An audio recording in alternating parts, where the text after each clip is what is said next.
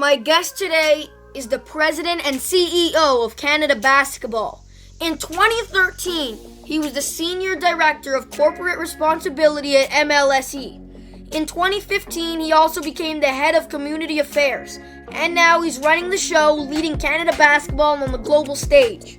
It's my absolute honor to welcome to Jake's Takes, president and CEO of Canada Basketball, Mr. Michael Bartlett.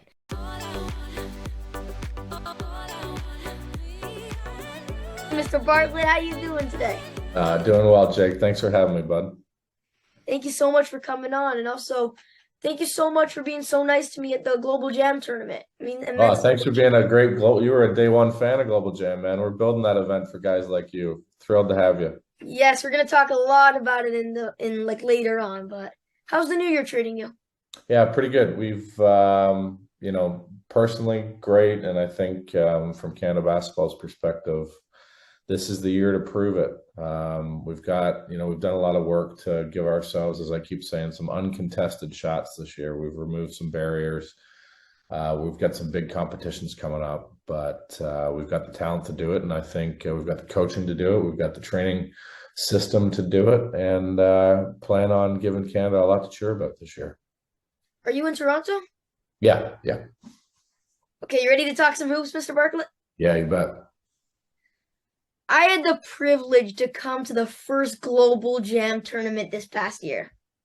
And Glenn Grunwald and Sportsnet hooked me up to make that with media passes, an amazing experience. But tell me and the listeners about Global Jam, what it is and how it started. Yeah, certainly. We've got a great problem in this country now that we've got so much talent and not enough teams for them to play on. Right now, I think there's, last count I saw, 251 Division One athletes who are Canadian, men and women. We've got a senior team now on the men's side that could have 20, 25 gentlemen compete for an Olympic spot. We're going to cut NBA players. On the women's program as well, it's never been stronger, still top 5 in the world. And what we're finding is this under 23 age group has kind of been forgotten by FIBA, the international body. So in FIBA basketball, you age out at 19 and then you, quote unquote, become a senior team player. Well, our senior team players, yeah, there's a few of them that are under 23, but our senior team players for the most part are 23 and above. NBA stars, WNBA stars, global stars are a bit more mature. So what does that talent between the ages of 20 and let's say 22, 23, 24 do to represent their country, as they're continuing to develop in the early parts of their pro career? So we created this Global Jam event specifically to target under 23 athletes, to give us a chance to create an event property, to host on home soil, to give the hoop heads like yourself an opportunity to cheer on Team Canada, also introduce yourselves to the next generations of stars. You saw Leah Edwards, who won MVP of that tournament last year on the women's side. She's having a breakout year for UConn this year. She's going to be a WNBA draft pick, if not this year, next year. Leonard Miller on that team, G League Ignite this year. He's going to be an NBA draft pick next year. So what we're trying to create with Global Jam, again, we'll also bring some international talent here, and introduce their best to us before they become seasoned pros. It's a little bit like the World Junior Hockey model of, getting to know next year's draft picks or 2 years ago's future stars before they become stars. So this year, actually, there's a kid who was on Team USA who also plays for Baylor. He's going to probably be a lottery pick this year, and we'll be able to talk about, I saw him at the first Global Jam. I saw him live. I was this close to him right before he was a star. Maybe one day he's an all-star, and we're creating a platform that Canadians get to be there at kind of the ground level of star development for basketball in this country and others. Which player was that? You're going to be curious now. Yeah, God, I'm blanking on his name too. God, I'm having a moment. He was number 1 on the Baylor team. The kid's just an absolute stud.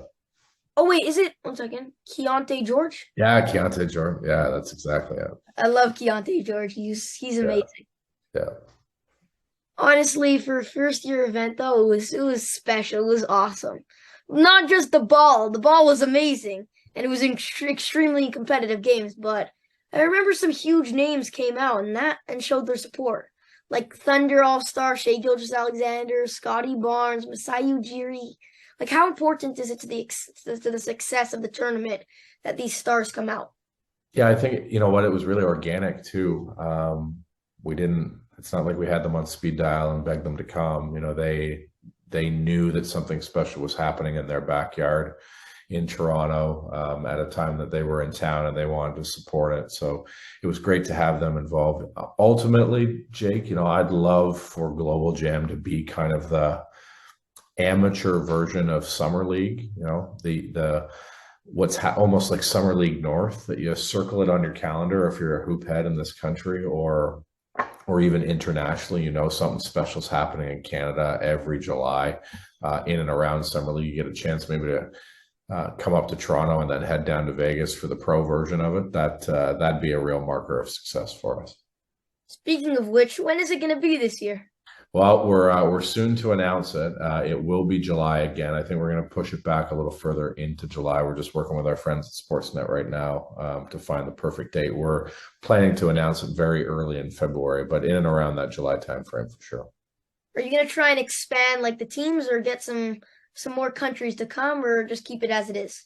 Yeah, I think over time, like, listen, we got to make sure this works, and we got to put our, time and energy into making sure more fans like you get a chance to taste it this year. So we're going to focus on still 4 men's teams, 4 women's teams. We've got some exciting announcements planned for who those teams are going to be, over the course of the next little bit. So ultimately, I think over time you'll see it expand, but we got to get it perfect with 4 and 4 first, and then let the demand kind of push it. But here's what we're seeing. We're fielding phone calls every day from another federation saying, how do I get my team into this? So from a basketball community standpoint, internationally, the world's paying attention to it, which is awesome. By the way, I got to tell you a story about when I was there. So I needed the bathroom, right? So I walk out, I'm about to go to the bathroom, and all of a sudden I see the doors behind me in the hallway lock. I'm like, oh shoot, what am I getting myself into? All of a sudden comes down the hallway, Scotty Barnes, like a whole security team. I'm like, hey, Scotty. And like the security starts pushing me away, and Scotty comes over to me. He's like, yo, what's up? Takes a picture with me. I'm like, oh, this is way better than the bathroom. Yeah, no kidding, right? Yeah, you had a little stroke of luck there for sure. Yeah, Scotty, honestly, man, he's genuine. Good ambassador for Toronto, great ambassador for basketball too. By the way, I'm pretty confident Global Jam will turn into a huge international tournament because based off your track record, you're a real pro at this stuff.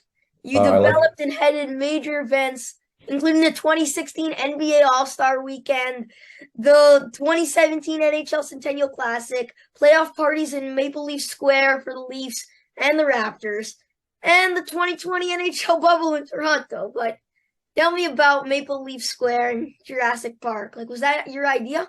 Sure. Well, listen, I won't take, not at all, my idea. It was the fans' idea, to be quite honest. You think back to, that 2014 run of the Raptors that kind of came out of nowhere, the We the North launch. The fans just started showing up outside watching basketball playoff games, and that's when Masai dropped, the infamous F Brooklyn, and it just, there was no fencing, there was no gating, there was no concessions. It was just like fans standing outside watching basketball, right? So,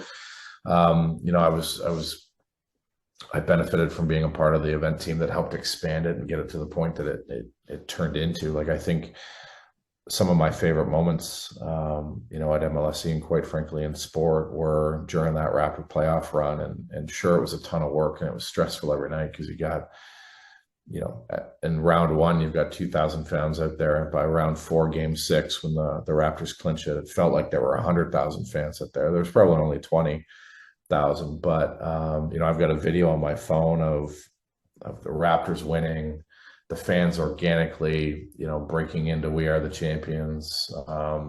Drake's started from the bottom, drops on the DJ booth. The whole crowd just starts going nuts. Like, some of my favorite moments are from out there. It was a real camaraderie of people. It was a mosaic of Canada. It was a really friendly environment too. Like sports is one of those things, Jake, that there's very few reasons in your life that you'll hug a stranger. A shared sporting experience tends to create those moments. And, it's really fun to watch and be at the ground level of producing stuff like that. You know what I find crazy? What? Is that how a couple years ago, if I would have gone over to someone and told them that the Raptors would have gotten as close or even maybe past them in the Leafs in popularity, Yeah. everybody would have thought I was crazy. But now Yeah, basketball's been primary in Toronto, even though overall, I guess Toronto's still hometown. Like that championship was so crazy; it just brought everything. Yeah, it would. I don't talk about it often, but I also I was part of well, not part of. I helped produce the parade. And from an operator's perspective, you would consider it a complete disaster. Like what was supposed to be a 2-hour parade and a 1-hour rally turned into a 10 hour adventure. And we did a lot of things wrong. We didn't know what to expect for sure. But what I continue to be impressed with is that Canada was on the street. I don't think that happens. I'll be bold enough to say I don't think that happens when the Leafs win. I just don't. I think it might be as many people, but like the mosaic of Canada and what that street looked like. Canada shows up for basketball. So yeah, and now to be a part of Canada basketball, to be able to deliver, I'm hoping a similar kind of rally moment, whether it be in a World Cup or a future Olympics, that's what fuels us. By the way, can you tell me like what a day in your shoes looked like? Like give me a picture of a typical day. I can just imagine it. Your driver takes you in a sweet ride to the office. You sit down in your gorgeous office overlooking downtown Toronto. And then what? No, it's far from that. Listen, we're a little startup right now. We've got 31 full-time staff at Canada Basketball, half on basketball, half on business. This virtual connected world, we're not in the office every day. We're all over the country. We're all over the world at times. No, I drive myself everywhere in my, in my little 7-seater so I can fit my 3 kids in the back.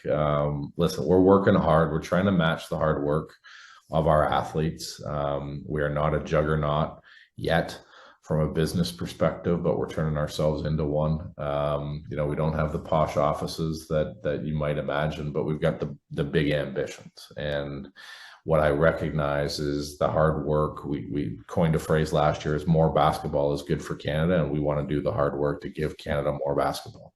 So you just got to dream big. Yeah. Masai taught me a lot about that stuff. I had a conversation with him and Teresa Resch shortly after I started, and I said, what's your number one objective? I said, I gotta generate more money so that we can invest in programs. He's like, no, your number one objective is to win.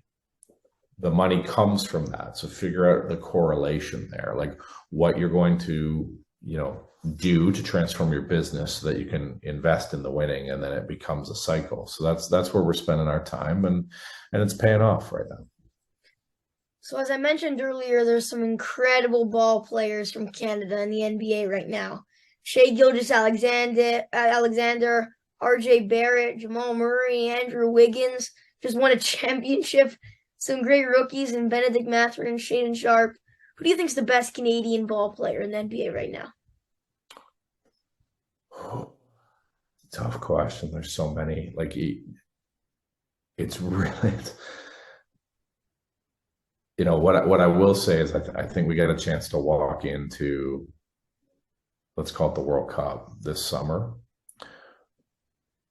with a roster that could be made up of 5, if not current, definitely within the next year or two, 5 all-stars. You look at Shai's progression, you look at Jamal, the way that he's come back, Wiggs, RJ's had a tough year with some injuries, but he's got all the talent. Kelly O is such a dynamic, he's an assassin when it comes to FIBA basketball. He just plays a game of basketball that FIBA Just different. He differentiates himself in that type of environment. Dwight Powell as well. So like you think of the talent that we have. I personally like watching Shea and his progression this year has been a lot of fun because we got a lot of up close personal looks at him this summer in camp, and you could just see like a switch went off. Recently he's in the best shape of his life. He's playing the best basketball of his life, and he's the most humble, like one of the most humble guys I've ever met. Like he's just interested in being a good human. So it's fun watching every single one of the guys in our program bleeds just the good Canadian values. And that's what I'm proud of the program too. And then on the women's side, we got talent for days. Like the talent in the NCAA coming up on the women's side to match Bridget and Kia and Natalie Achonwa, Kayla Alexander. Like this is just the start. Like people keep talking about the golden era. This is it truly will be an era though. This isn't going to be a decade long. This is going to be a long run of Canada being good at basketball. You know what I'm excited for, though, is to see Shaden Sharp in the dunk contest. Oh, yeah, that should bring some exposure to him in Canada ball. Yeah, you and me both. He's going to put on a show. We're quite sure of it. It's been a lot of fun watching him this year. Just get comfortable, and I think those all-star lights he's made for that kind of spotlight too. I actually read that his coach Chauncey Billups was saying how amazing of an athlete he is, and he can just do things that most players can't. He's just so athletic. It's gonna be amazing to watch him in the dunk contest. Yeah, it'll be fun. Yeah, Utah will put on a good show for him. Exactly. By the way, how often do you go to NBA games? Because you probably watch a lot of ball. Yeah, we spread it around. What's fun is with so many Canadians in the NBA right now, it seems like every other night there's another one of them in town playing the Raptors. So our staff are down there making sure that we're staying connected with them. We're trying to also make sure that their friends and family feel the love of Canada when they come. We're thanks to the Raps, we're shouting them out on the Jumbotron on little Canadian basketball features now when they come through town. We're also starting to hit the road a little bit more. Some of our high performance guys are on the road a little bit more, seeing our athletes in their own environment, whether that be NCAA, NBA, or WNBA. So that's a big part of it. I won't hide the fact that I'm far from the basketball spots and dots and X's and O's expert in the organization. I was hired for a very clear reason to kind of transform our business and then make sure that we use that transformation to benefit basketball. But guys like Rowan Barrett and Denise Dignard, who runs our women's program, Victor LePena, our men's coach, our women's coach, and Nick Nurse, our men's coach, like they're doing a great job with our basketball system right now, so that we are connected with the current and the future stars. By the way, just throwing it out there, I would love the chance to go to a game with you. You up for that? Okay, yeah, I think we can make that happen, Jake. That'd be fun. That would be amazing.